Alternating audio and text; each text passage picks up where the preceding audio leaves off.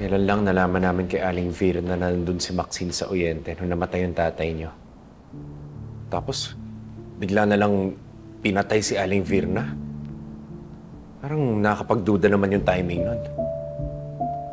Rose, paano kung si Maxine na nag-utos na patahimikin si Aling Virna? Paano naman nakakasiguro si Aling Virna na si Maxine ngayon nakita niya?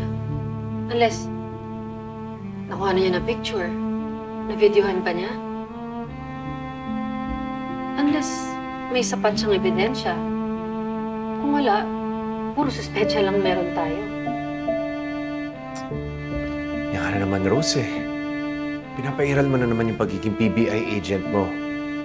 Pairalin mo ngayon yung pagiging Rose Lirio mo. Naalala mo nung araw ng sunog, may lalaki ako nakitang umaaligid sa bahay niyo.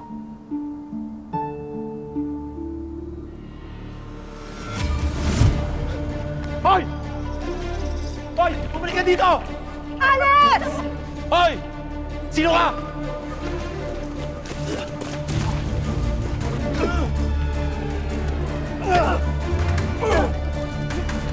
Sino ka? Sino ka? Magpakilala ka!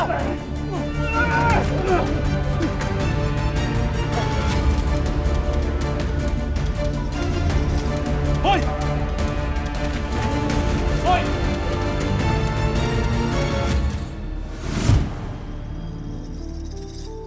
Ano bang gusto mong marinig sa akin, Alex? O sige, oo, merong eyewitness na nagsabi na nakita niya si Maxine nung araw na namatay si tatay. Pero wala naman siyang formal na affidavit eh. Tapos yung lalaki na nakita mo, nalaman mo ba kung sino? At saka isa pa, bakit naman papatay ni Maxine si tatay? Anong motibo niya? Eh, paano ako may kinalaman si Maxine doon? 6 years ago, sino ba pinakamalapit sa kanya?